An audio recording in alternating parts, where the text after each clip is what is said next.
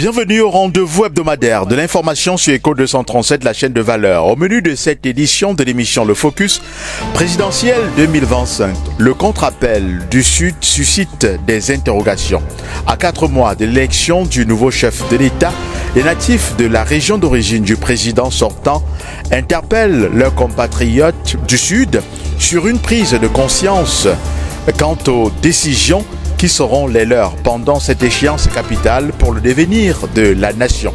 À suivre dans cette émission, les réactions indignées qui affluent de toutes parts. Que cache le discours aux allures de rupture avec le système gouvernant prononcé par Issa Chiroma Bakari à l'endroit des militants du FSNC, alors que des projecteurs sont tournés vers la session du comité central de l'UNDP convoquée le 28 juin.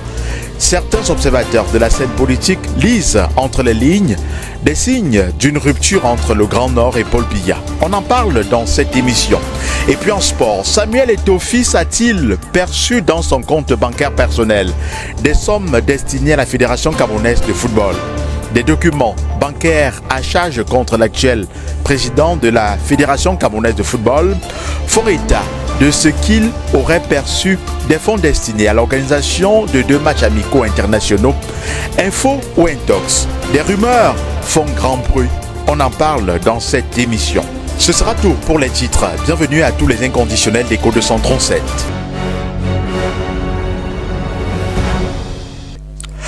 Vous faites bien d'honorer le rendez-vous qui relate les informations croustillantes du 237. Je l'annonçais en titre, succession de Paul Biya à la magistrature suprême. Les fils du Sud sont divisés sur la question. Après la déclaration signée le 18 juin dernier du professeur Abba Oyono et 7 autres dignitaires du Sud, invitant les populations de cette partie du pays d'où est originaire le chef de l'État à prendre leurs responsabilités citoyennes en votant pour la rupture et le changement au prochain scrutin présidentiel. 14 autres élites se sont illustrées à travers la signature d'une autre déclaration réaffirmant tout le soutien de la jeunesse du Sud au président Paul Biya. Non sans taxer les premiers signataires de personnes inconnues des cercles de développement du Sud, dans leur message, ils expriment leur indignation face à ce qu'ils ont qualifié de propos outrageants, diffamatoires et irrespectueux tenus à l'encontre du régime RDPC et de son président, au pouvoir depuis 43 ans. Cette sortie à l'adresse des forces vives du Sud formulée par l'enseignant agrégé de droit public et ses compatriotes peut-elle avoir de l'impact sur le prochain scrutin présidentiel à venir? Écoutons quelques avis recueillis. Il n'y a aucun impact, un peu influencé en aucun impact. C'est pas la dernière minute que certains individus doivent se lever parce qu'ils ont entendu à moins de 3 mois des élections pour venir dire à la jeunesse, parce que c'est la jeunesse qui vise pour parler de ne votez pas de celui qui est au pouvoir. Ce n'est pas en 3 mois que vous venez faire cela. On appelle ça manipulation. On appelle ça manipulation. C'est des choses que moi, étant jeune, je ne peux même pas adhérer à cela parce que ça n'a même pas d'impact. Ce n'est pas la dernière minute que vous vous levez maintenant pour venir parler de quelqu'un. Quelqu'un qui est avec vous tout le temps. Vous, l'opposition, ça vous dépasse une seule personne. De pouvoir mettre une seule personne et dire une seule personne et dire que nous signons celui pour que nous allons au vote. Vous pouvez battre celui qui est au pouvoir pendant que vous êtes divisé de part et d'autre. Divisé. Tu prends un peu. Lui va prendre combien? Il ne va pas vous battre. Les élections même sont déjà gagnées d'avance parce que ce monsieur est soudé, bien soudé, comparément à l'opposition qui est déchirée de part et d'autre. Chacun veut couper sa part de gâteau. Je dis bien l'élection est gagnée d'avance pour lui. Et je m'explique pourquoi. Vous, opposition, en moins de 3 mois, vous n'avez pas de candidature unique. Vous voulez aller battre quelqu'un qui a les racines fixées depuis fort longtemps. Mais je trouve que c'est impossible. Ça, on appelle même ça manipulation les dernières minutes. Après même ces élections, vous ne les verrez plus. Vous ne les verrez plus sur le terrain. Ils vont disparaître. Ils vont encore attendre à moins de 2 mois pour venir encore dire ne votez pas telle personne parce que moi je pose même la question si ces personnes sont même crédibles. Qui sont-ils d'ailleurs? C'est en dernière minute que vous vous présentez pour dire que vous étiez où depuis. Ce n'est pas pertinent. Je trouve même ça à moi, je le dis à haute intelligible voix, la bassesse. Vous êtes où avec la population au moment où il faut dénoncer ces choses? Vous descendez sur le terrain, vous leur parlez, c'est à moins de 3 mois que tu vois maintenant que tu dois crier à la radio. Aucunement, je ne puisse témoigner positivement puisque je ne sais effectivement passer à Bayono a une certaine crédibilité pour l'électorat camerounais. En principe, il est libre de faire ses déclarations et ce n'est que l'avenir, n'est-ce pas, qui pourra nous témoigner. Quant à sa crédibilité, elle est douteuse parce que moi, peut-être ayant parcouru, j'avais entendu parler d'Abaouino. Mais au jour d'aujourd'hui, le bas peuple, qui le connaît en réalité en tant que qui, si jamais, il peut se dire crédible. Ça a une pertinence effective, puisque ce n'est pas aujourd'hui. On a connu des gens comme le feu à Tebaïni, qui en ont tant déclaré. Le paradoxe d'un pays organisateur, si je m'en souviens très bien, le paradoxe d'un pays organisateur, c'est de ça qu'Abaouino parle aujourd'hui. Et pourquoi pas avant? Pourquoi pas avant? Il faut attendre le jour J pour venir peut-être laisser rêver les Camerounais. Les Camerounais ont bien eu marre de la chose politique des ventrologues. Chacun a le droit de manifester si ça ne dérange pas autrui. Ils ont dit ce qu'ils pensaient, ce qu'ils trouvent par rapport à eux être un problème. Je crois qu'ils se sont exprimés. Mais que cela ait de l'impact ou pas d'impact, les urnes vont le dire. Restons en politique. Issa Chiroma Bakary et Bello Bouba Maïgari sont-ils en train de rompre le pacte d'alliance au soutien de la candidature de Paul Biya? Ces deux leaders politiques influents dans le septentrion font vaciller l'incertitude à 4 mois du prochain scrutin présidentiel. Que cache le récent discours aux allures de rupture tenu par Issa Chiroma Bakary devant des militants du Front pour le Salut National du Cameroun, où il appelle la jeunesse à tourner la page? Doit-on considérer cette sortie comme l'annonce d'une intention de briguer la magistrature suprême? Autant d'interrogations qui suscitent la réaction des acteurs politiques. On connaît l'homme politique Issa Chiroma Bakary, il n'est pas nouveau. On connaît son positionnement, il a été dans le gouvernement, il est parti du gouvernement, il est revenu dans le gouvernement. Nous sommes à la veille d'une chance importante qui va redessiner quand même la carte de la participation des uns et des autres au sein de ce gouvernement. Mais nous sommes aussi à l'aube d'une chance politique qui va marquer soit la rupture, soit un régime qui arrive en bout de course avec les mutations et les dynamiques qui sortiront forcément de là. Donc, M. Issa Chiroma Bakary peut avoir tendance à dire « Ah, c'est trop tard, il faut peut-être quitter la barque avant qu'il ne soit trop tard », ou bien alors monter les enchères pour que dans le cadre d'une nouvelle reconfiguration de la classe politique et du gouvernement demain, qu'il soit un peu plus en considération et qu'il soit un acteur majeur de cette réalité au niveau du gouvernement qui subira forcément des changements et des mutations. Donc chacun essaie de se vendre au prix le plus élevé pour que les mutations qui vont arriver, qu'elles soient sociétales ou démocratiques, ou bien alors qu'elles soient des mutations nouvelles au sein de cette alliance gouvernementale qui ne soient pas du tout lésées. Dans la foulée, Bello Bouba Maïgari a convoqué le comité central de son parti pour une session le 28 juin prochain. À l'issue de cette rencontre, la classe politique sera informée si l'Union nationale pour la démocratie et le progrès maintient ou non son soutien au président Paul Biya.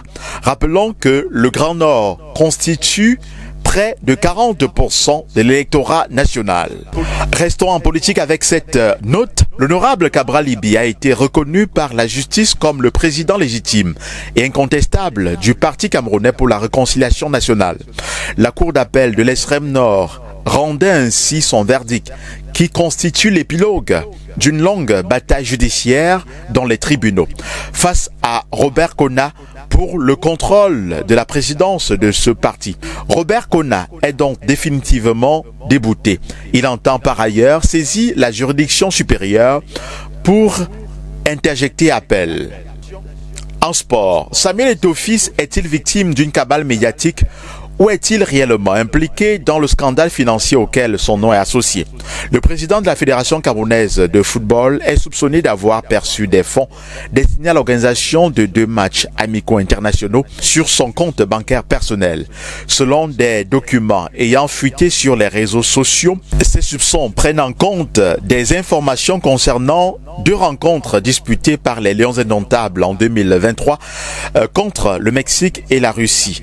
des virements liés à ces matchs issus des droits d'organisation et d'autres recettes commerciales auraient été effectués directement sur un compte qui appartiendrait à Samuel Eto'o-Fils au lieu du compte officiel de la FECAFOOT. Des révélations qui proviennent des fuites de documents bancaires et administratifs diffusés récemment sur les réseaux sociaux. Ces éléments, qui constituent des rumeurs, mettent en cause la transparence financière au sein de la Fédération camerounaise de football quant à la destination exacte des fonds transférés et l'absence de communication officielle sur la nature de ces opérations, si elles sont fondées. Vous savez, chez nous, il y a un adage qui dit qu'il n'y a pas de fumée sans feu, en fait. Donc, du coup, ça peut être possible, comme ça peut être aussi une manipulation. Mais pour ma part, Samuel Eto'o, en tant que footballeur, est une icône mondiale. On n'enlève rien à cela. Donc, moi, j'étais son plus grand fan. Mais Samuel Eto'o en tant que manager, vraiment, c'est mon avis personnel. Elle est médiocre en fait. Elle est médiocre sur plusieurs plans. Vous avez vu avec les contrats, lorsqu'il a pris la présidence de la FECAFOOT, la rupture du contrat avec Conceição, le fiasco avec le corps sportif ou bien le précédent équipementier, c'était One All Sport. Ouais, c'était tout un fiasco. Donc au jour d'aujourd'hui, voilà encore un nouveau scandale qui se joue et bon. Comme vous l'avez dit, en tant que juriste, je me refuse de me prononcer sur ce genre de rumeurs. Vous avez commencé par dire que c'est des rumeurs. Alors il faudrait que ça soit fondé pour qu'on en parle. Mais ce que moi je peux dire concernant Eto'o-Fils, laissez cet enfant-là tranquille. C'est même comme un messie pour le Cameroun.